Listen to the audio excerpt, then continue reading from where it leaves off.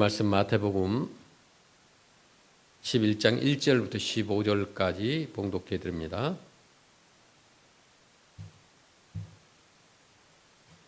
요한의 옥에서 그리스도께서 하신 일을 듣고 제자들을 보내어 예수께 여쭈어 이르되 오실 그이가 당신이 오니까 우리가 다른 일을 기다리오리까?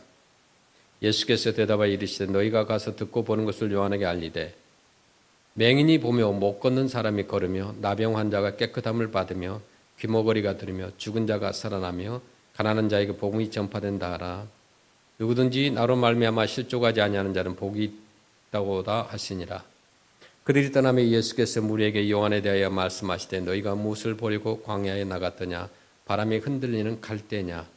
그러면 너희가 무엇을 보려고 나갔더냐? 부드러운 옷 입은 사람이냐? 보라, 부드러운 옷을 입은 사람들은 왕궁에 있느니라. 그러면 너희가 어찌하여 나갔더냐? 선지자를 보려고냐? 옳다, 내가 너희에게 이르노니 선지자보다 더 나은 자니라. 기록된 바 보라, 내가 내 사자를 내 앞에 보내노니 그가 내 앞에서 내 길을 준비하리라 하신 것이 이 사람에 대한 말씀이니라. 내가 진실로 너희에게 이르노니 여자가 낳은 자 중에 세례 요한보다 큰 이가 일어남이 없도다. 그러나 천국에서는 극히 작은 자라도 그보다 크니라. 세례 요한의 때부터 지금까지 천국은 침노를 당하나니 침노하는 자는 빼앗느니라. 모든 선지자와 율법이 예언한 것은 요한까지니 너희가 즐겨받을진대 오리라 한 엘리야가 곧 이 사람이니라. 귀 있는 자는 들을지어다. 아멘.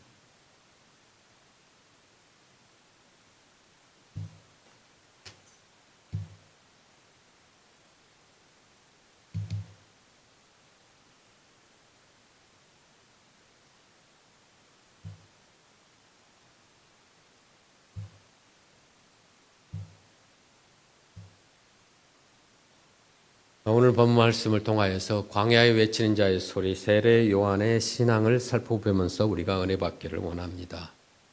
오늘 본문 말씀 속에 보면 바람에 흔들리는 갈대라고 하시는 그 예수님의 비유가 있습니다. 이 바람에 흔들리는 갈대는 무엇을 뜻하는가?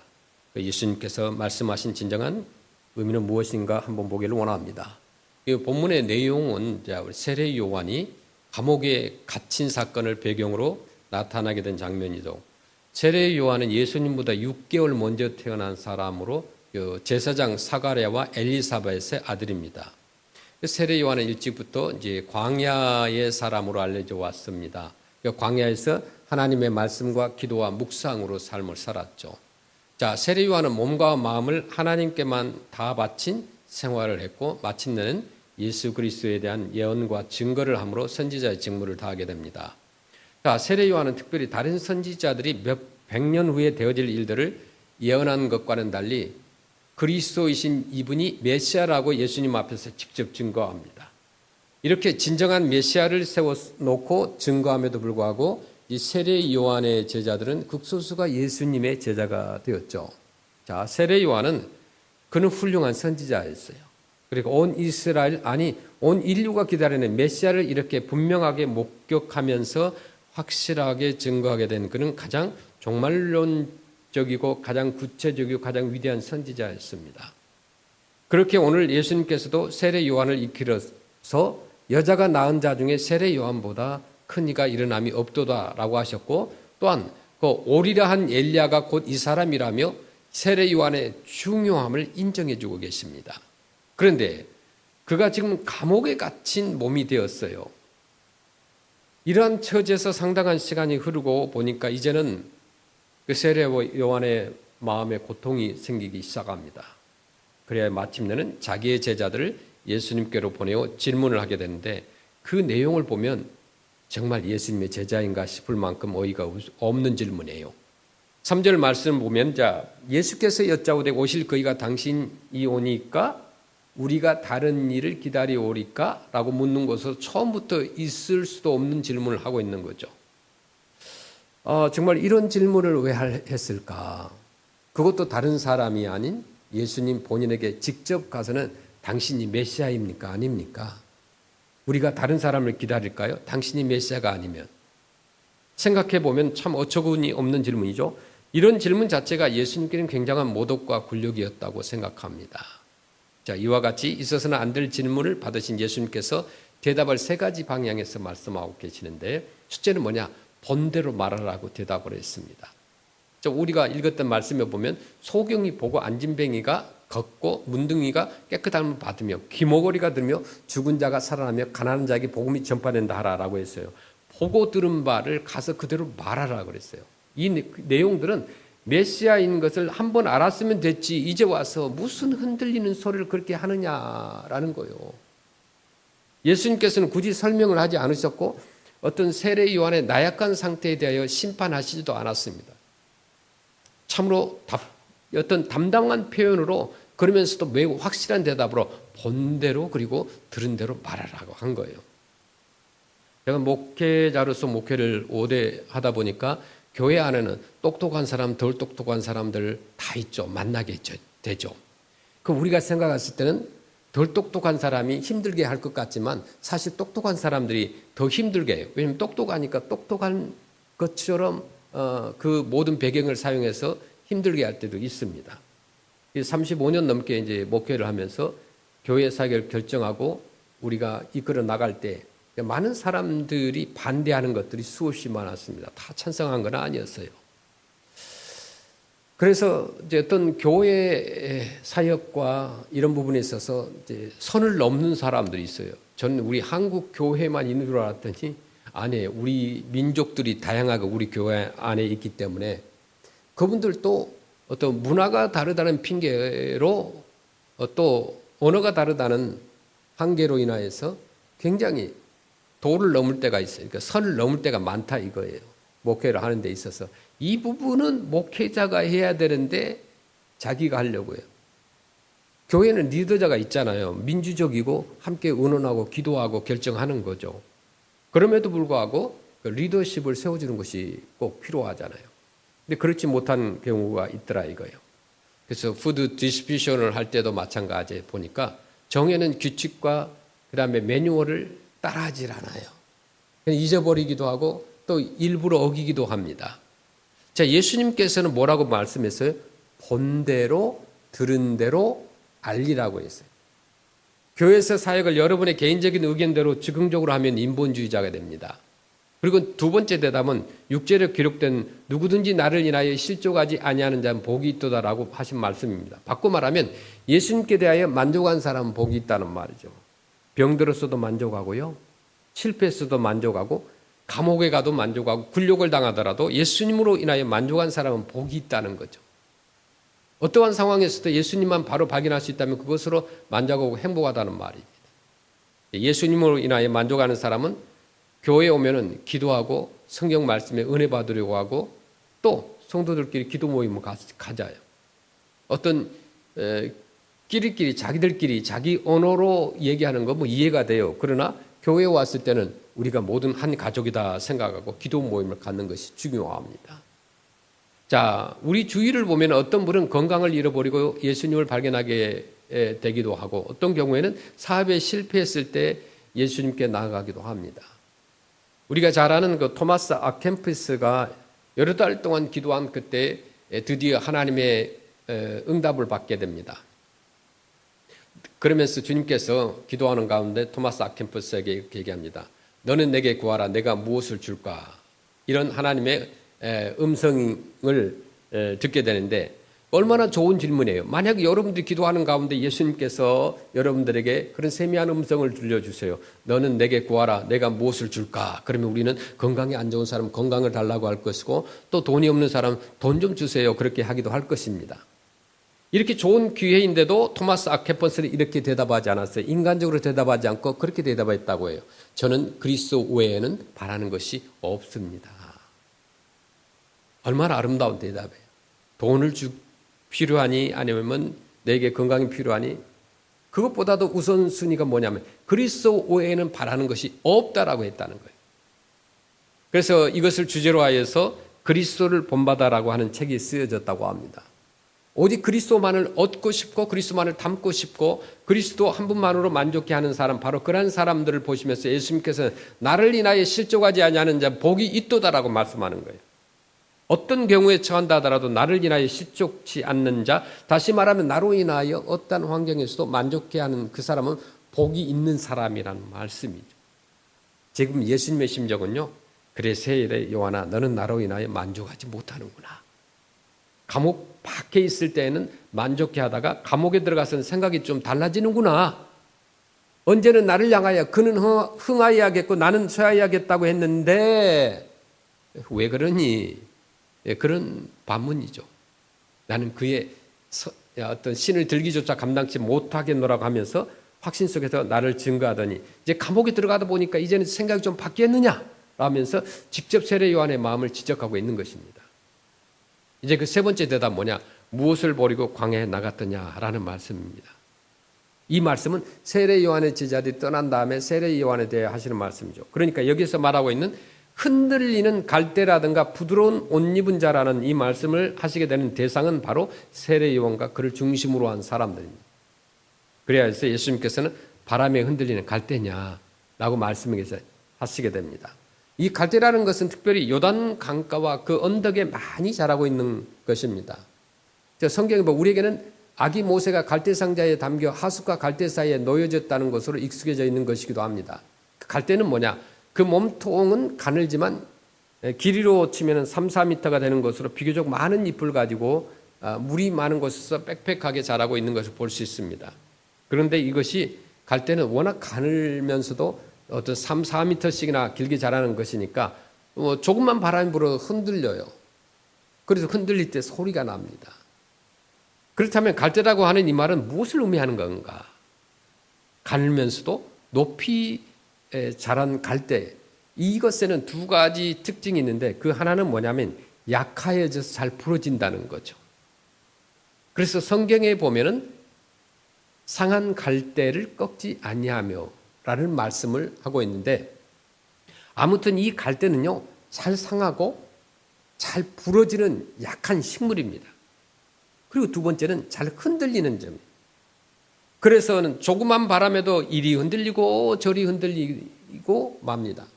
그러다가 바람이 세게 불거나 어떤 태풍이 오면은 갈대가 있었던 것 갈대가 다 사라지고 말아요. 따라서 갈대에게 있는 두 가지 특징을 지금 말하고 있는 것인데 갈대는 빨리 자라고 또 약하다는 거죠. 그렇기 때문에 약한 자를 가리켜서 갈대와 같다라고 하는 거죠. 또 결정하지 못하고 결정했는데 이리저리 흔들린 사람을 갈대와 같다 그렇게 표현하기도 합니다.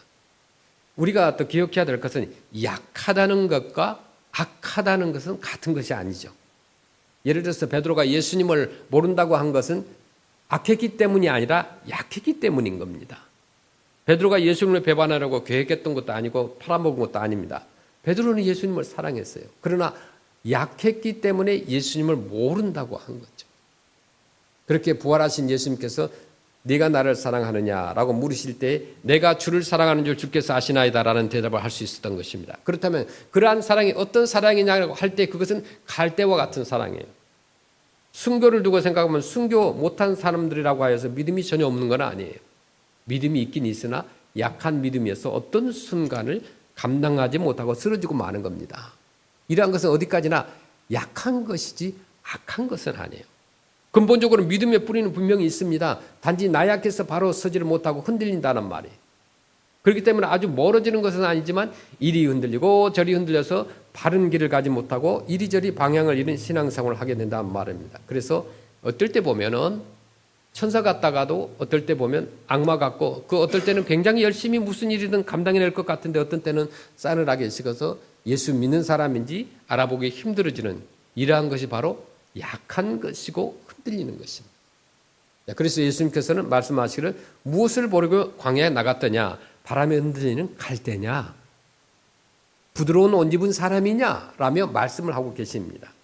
여기서 부드러운 옷 입은 사람이냐라는 표현은 뭐냐면 부드러운 옷 입은 사람은 왕궁에 있으니까 그러려면 왕궁으로 가야지 왜 광야를 나갔느냐라고 예수님께서 말씀하신 거예요. 여기서 말하고 있는 갈대나 부드러운 옷이라고 할 때 부드러운이라는 말은요, 원래 이제 헬라어 언어로 읽어보면 마치 어떤 실을 읽는 것 같은 운율을 느끼게 합니다. 이 갈대라는 말이 헬라 말은 뭐냐면요, 칼 아모스입니다. 부드럽다는 말이 똑같이 말 아코스이기 때문에 예수님의 말씀으로 표현하자면 칼 아모스를 보러 나갔더냐 말 아코스를 보러 나갔더냐라는 것으로 칼 아모스든 말 아코스든 둘 다 흔들리는 것이요 견고하지 않은 것이라는 말입니다. 그렇다면 이와 같이 흔들리는 갈대라 무엇을 두고 하시는 말씀이겠습니까? 이것을 세 단계로 나누어서 그 의미를 한번 보기를 원합니다. 먼저 흔들리는 갈대라는 말은 군중을 의미하는 말씀이에요. 많은 사람들이 믿음의 주관이나 확실한 신앙도 없이 그저 이리 몰리고 저리 쏠리며 왔다 갔다 하는 것이 꼭 갈대가 움직이는 것과 같더란 말이죠. 다른 사람들이 광야로 간다니까 그리로 갔다가 오늘은 또 예수님을 따라서 여기에 있고 그러다가 감옥에 갇히고 보니까 모르겠다며 돌아서는 이러한 예수님을 따랐던 많은 어떤 군중들의 모습이 마치 물거품과 같고 갈대의 흔들림 거림과도 같다는 거죠. 신앙생활하다가 자신의 마음에 맞지 않거나 또 사랑을 받지 못하거나 스스로 피해의식 속에서 갇혀서 감정적으로 조울증이 있어가지고 업앤다운 심하면 갈대처럼 흔들리는 거예요. 그래서 막 교회를 떠나기도 하고 교회 성도들을 핍박하기도 하고 막 그렇게 해서 하나님을 떠나기도 하고 자신의 마음을 잘 지키지 못합니다. 세례 요한을 두고 생각해 본다면 그의 영향력과 인기는 대단한 것이어 그를 따르는 많은 사람들이 주위에 끊이지 않았고 그에게 죄를 잡아가고 세례를 받겠다는 자들이 곳곳에 몰려들었던 것입니다. 뿐만 아니라 세례 요한을 보는 많은 사람들이 세례 요한이 곧 우리가 기다리던 어떤 그리스도가 아닌가 하는 생각을 갖게 되니까 나는 결코 그리스도가 아니면 오히려 그의 신들매를 풀기도 감당치 못할 자라는 자기 확신을 지켜야 되기도 했습니다. 그러나 그럴 때 세례 요한의 기분은 어떤 심리학적으로 보면 많은 사람들이 자기를 따르니까 우쭐해 했겠죠. 결코 나쁘진 않았겠죠. 그런데 오늘 지금 세례 요한이 감옥에 갇힌 몸이 되고 보니까 이제는 누구도 찾아와주는 사람이 없을 정도로 세례 요한에 대한 사람들의 인심이 모두 사라지고 만 겁니다. 일이 이제 이렇게 되다 보니까 세례 요한은 지금 낙심을 하고 있는 거예요. 예수님께서는 그렇다면 네가 무엇을 하려고 나갔더냐? 진정 네가 하늘로부터 오신 메시아를 증거하고 하나님의 말씀을 전하기 위한 것이 목적이었다면 사람들이야 오든 안 오든 너의 인기가 있든 없든 그런 것들이 무슨 상관이냐. 사람들이 따라주던 때에는 위대한 선지자같이 느껴졌고 감옥에 갇힌 채 고생이 계속되는 지금에는 마음이 변하더라 라는 말이에요. 왜 마음이 변하냐 이거예요. 무엇을 보러 나갔더냐. 군중 그 흔들리는 갈대 그것을 보러 나갔더냐라는 말이에요. 다시 말하면 세례 요한의 본래의 의무는 뭐예요? 하나님의 말씀에만 의지하면서 그리스도를 증거하는 것이지 흔들리며 왔다 갔다 하는 군중들을 보러 나간 것이 아니었다는 것이고 예수님께서는 이것을 지적하셔서 지금 말씀하고 계시는 거죠. 두 번째 해석은 세례 요한의 제자들을 생각할 수 있는데 지금 제자들의 마음이 흔들리고 있어요. 지난날의 세례 요한은 비록 약대 털옷을 입고 광야에서 메뚜기나 잡아먹으면서 어떤 흉한 모습으로 지내기는 했으나 그의 영적인 권위는 놀라운 것이어서 메시아로 착각이 되어질 정도였는데 이제 감옥에 갇힌 후에 보니까 초라하기가 그지없다는 말이죠. 무슨 능력이 좀 나타나서 옥문이라도 열리면 좋겠는데 속수무책으로 세월만 가고 있으니까 이런 상태에서 우리가 계속 세례 요한의 제자로 자처하고 다녀야 할 것인지 말아야 할 것인지 도대체 이것이 어떻게 되는 건가 하는 회의와 의구심 속에 익숙해 그 흔들리는 마음을 읽으시는 예수님께서 그렇게 얘기하시는 거죠. 이 사람들아 너희들의 마음이 흔들리는 갈대가 아니냐라는 거예요. 세 번째 세례 요한 자신을 가리키는 것으로 생각할 수 있습니다. 그가 예수 그리스도를 증거하려고 온 선지자인 것만은 사실이에요. 그러나 문제는 선지자의 마음도 흔들릴 수 있다는 데 있죠. 세례 요한은 분명 예수님의 길을 예배하기 위해서 먼저 왔을 뿐만 아니라 예수님에게 세례를 베풀었고 직접 예수 그리스도를 증거한 사람입니다. 하지만 불의를 지적한 탓으로 이렇게 감옥에 갇혀 고생을 하게 되다 보니 이제는 의인의 고난이라는 문제에 부딪히게 된 거죠. 그는 이와 같이 감옥에 갇히게 된 이유는 당시에 이제 분봉 왕인 헤롯 안티파스가 자기의 동생 빌립의 아내 헤로디아와 불륜의 관계를 맺은 후 끝내는 자기의 아내로 취해버리고 맙니다. 역사적으로 보면 그렇지 않아도 그런 면에서는 실로 헤아리기 힘들 정도로 복잡한 집안임을 세상이 다 아는 처지였습니다. 이에 세례 요한은 그런 광경을 보고 왕인 헤롯의 처사가 너무도 잘못되었다는 것을 보고는 직접 왕을 책망하고 그 옳지 못함을 직언하게 되자 이를 못마땅하게 생각하는 헤롯 왕이 세례 요한을 감옥에 가두고 버리고 만 거예요.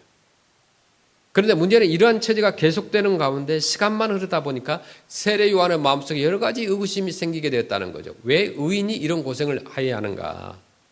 더구나 메시아가 오기 전이라면 앞서간 어떤 많은 선지자들이 고난을 당했듯이 나 또한 당할 수도 있겠지만 이제 분명 메시아가 왔으니까 그렇다면 옥문이 열려야 될 것이 아닌가, 이렇게 억울하게 고난을 당하고 있는데 어찌하여 메시아는 말씀이 없으신가 하는 등의 각가지 복잡한 생각들이 세례 요한의 마음을 흔들고 있다는 거죠.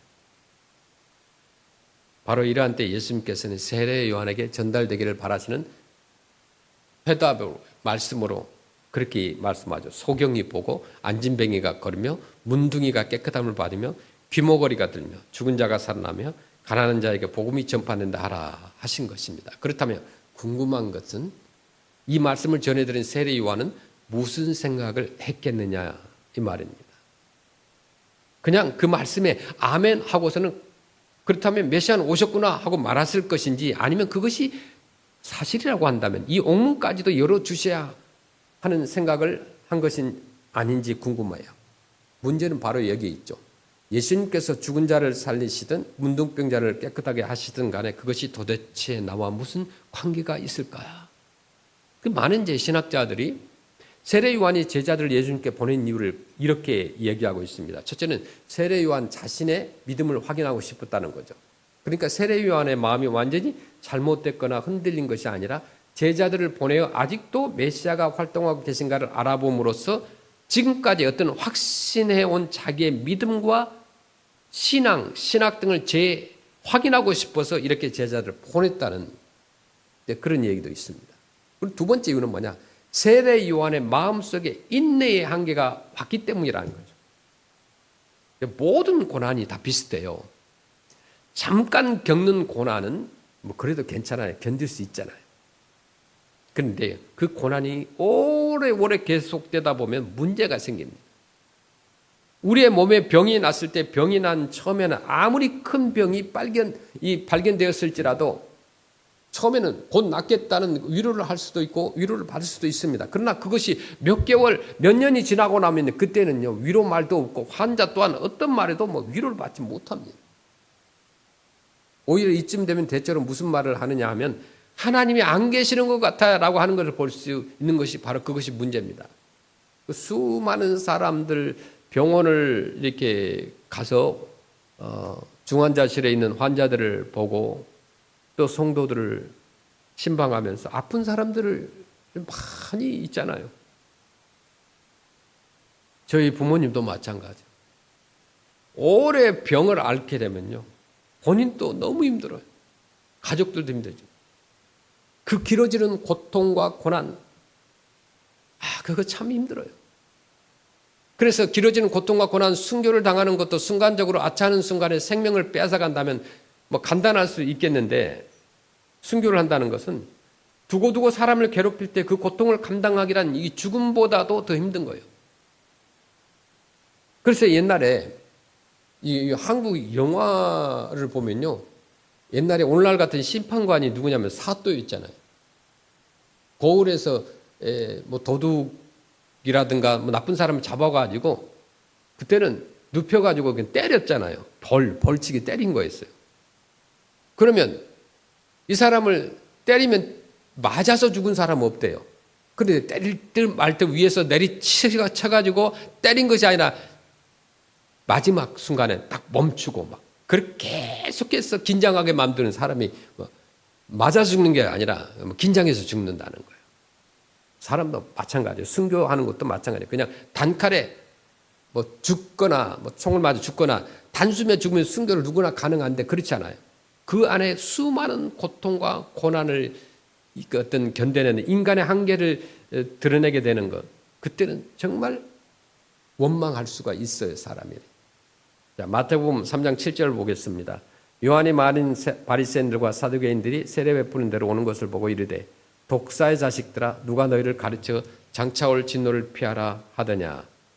그러므로 회개에 합당한 열매를 맺고 속으로 아브라함이 우리 조상이라고 생각하지 말라. 내가 너에게 이르노니 하나님이 능히 이 돌들로도 아브라함의 자손이 되게 하시리라. 이미 도끼가 나무 위에 나무 뿌리에 놓였으니 좋은 열매를 맺지 아니하는 나무마다 직격불에 던지리라. 아멘. 나는 너희로 회개하게 하기 위하여 물로 세례를 베풀거니와 내 뒤에 오시는 이는 나보다 능력이 많으시니 나는 그의 신발을 들기도 감당하지 못하겠노라. 그는 성령과 불로 너희에게 세례를 베푸실 것이요 손에 키를 들고 자기의 타작마당을 정하게 하사 알곡은 모아 곡간에 들이고 쭉정이는 꺼지지 않는 불에 태우시리라. 아멘. 이 말씀처럼 임박한 심판을 묘사해서 이미 도끼가 나무 뿌리 위에 놓여 있다고 한 것이 비춰볼 때 이제 메시아가 오셨으니까 당장에 무서운 하나님의 심판이 있으리라는 생각을 가운데 있는 것 같습니다. 인간적으로 생각으로는 그렇게 되면 자기가 갇혀 있는 이 옥문이 열려지면서 요한아 오랫동안 고생했구나 하는 이런 뭐가 있을 줄 알았는데 시간만 계속 흐를 뿐 바로 여기에서 세례 요한이 지금 흔들리고 있다는 거죠. 우리 인간은 모두 다 흔들릴 수 있습니다. 열심으로 하나님을 섬기고 기도 많이 하고 봉사해도요 시험이 올 때가 있어요. 나에게 불평을 하는 사람들이 있어요. 그런 사람이 없으면 천국이죠. 그래 있어야 당연한 거예요. 교회는 막 병들고 뭐 쓰러지고 넘어지고 실패하고 좌절하고 이런 사람들이 오는 것, 거기 그 사람들이 와서 이곳을 회복하고 다시 결단하는 것, 그런 것이 교회 아니겠습니까?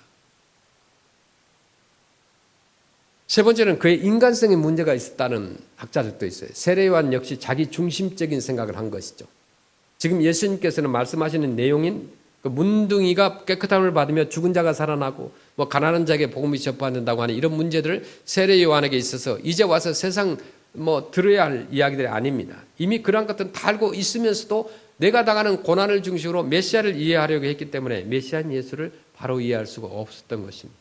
자, 여러분 우리가 어떤 고난을 당하든 간에 내 중심, 내가 당하는 고난의 문제를 중심으로 그리스도를 보고 성경을 보아서는 결코 하나님의 뜻을 알 수 없음을 아셔야 됩니다. 어디까지나요? 성경은 성경대로 하나님의 말씀으로 듣고 기도는 기도대로 해야 돼요. 그런 다음에 나의 문제를 해결할 수 있는 거죠. 그러나 기어코 내 문제를 먼저 붙들고 내 중심으로 역사를 보고 오늘날 현실을 바라보면 나를 향한 하나님의 뜻을 깨닫지 못하는 거죠. 그렇기 때문에 예수님께서는 나를 인하여 실족하지 아니하는 자는 복이 있다는 경고의 말씀을 하고 계시는 거예요. 지금 여러분 삶 속에서 혹시 흔들리고 계신 분이 있습니까? 어떤 일이든지 상관없이 하나님 안에서 실족지 말고 시험 들지 말고 먼저 나의 잘못, 나의 고집, 나의 아집을 먼저 또 회개하시길 바랍니다. 나만 상처받은 게 아니에요. 세상을 살다 보면 상대방에게도요, 내가 받은 상처보다 더 많이 줄 때가 있어요. 나는 상처 주려고 하지 않았는데 별거 아닌 거 가지고 상처가 돼. 나만 힘든 게 아니에요. 나 때문에 상대방도 엄청 많이 힘듭니다. 이사야서 26장 3절 보겠습니다. 주께서 심지가 견고한 자를 평강하게 지키시리니 이는 그가 주를 신뢰함이니이다. 아멘. 심지가 견고한 사람, 마음의 뜻이 굳은 사람, 끝까지 흔들리지 않는 사람, 처음부터 고난의 메시아를 이해하고 가는 길이기에 내가 당하는 고난점은 아무런 문제가 되지 않는 그 믿음, 오직 그분 그리스도만 영광을 받으시면 되는 거죠. 내가 당하는 고난이 어떠하든지 간에 나는 예수 그리스도께 나가는 것으로 만족하고 계속되는 고난 속에서도 죽도록 충성하고 생명의 면류관 받기를 소원합니다. 어제는 저 북가주의 이디오피안 교회에서 그 지역의 소수민족 교회, 그 다음에 선교하시는 분들 어떤 컨퍼런스가 있었습니다. 그곳에서 컨퍼런스가 있었는데 아주 좋은 시간이었어요. 우리 몽 형제들 3명하고 우리 자매님하고 같이 우리가 갔었는데 즐거운 시간을 보냈습니다. 몇 시간 동안 강의를 듣고 서로 토론을 한다는 것 뭐 쉽질 않아요. 여기에서 3시간 운전하고 가서. 그런데 참 힘들었지만 끝나고 나서 정말 그 한국 우리 그 권사님들 집사님들이 정말 맛있는 음식을 만들어 놓고요. 저녁으로 대접을 해주셨는데 그게 굉장히 위로가 되었습니다. 왜냐하면 저희는 프레스노에서 올라가기 때문에 아침에 햄버거 하나 먹고 갔는데 점심을 다들 먹을 수 없었죠. 저녁까지 배가 고픈 상태니까 뭐든지 맛있어요. 불평이 없어요. 또 이디오피안 교회니까 거기에서 그분들의 이디오피안 사람들이 드시는 전통 자기들의 음식 그것을 만들어 가지고 또 대접을 해 주셨습니다. 또 올 때는 또 싸주는 거예요. 이 한국 분들의 정이 아닌가 싶어요. 멀리서 왔으니까 이렇게 싸주면서 가면서 드시고 가서서 드시든지 하시라고. 그게 많고 적고를 떠나서 아름다운 사랑이 담겨 있는 거죠. 우리 권사님들의 집사님들의 그 위로가 그 먼 길 6시간을 운전하고 왔다 갔다 하고 거기에서 몇 시간을 강의를 들어도 그 위로의 말에 피곤하지 않더라. 그래서 우리 같이 갔던 팀들은 또 좋은 선물도 받고 얼마나 하나님께서 위로를 해주시고 축복해 주셨는지 몰라요. 여러분 후회가 되시죠. 제가 가자고 할 때 좀 가시지 못 가신 분들 제가 그렇게 광고를 했어요. 같이 가서 우리 좀 세미나도 참여하고 듣자고. 바쁘시니까 못 가셨죠. 못 가신 분들은 어쩔 수 없어요. 갔다 오신 분들이 좀 자랑을 좀 해야 될 것 같아요. 복음에 대해서 예수님에 대해서 우리는 좋은 일에 대해서 좀 자랑을 할 줄 알아야 됩니다. 저와 여러분 어떤 시련이 와도 시험이 와도 흔들리지 않는 귀한 믿음을 갖기를 주의 이름으로 축원합니다. 아멘.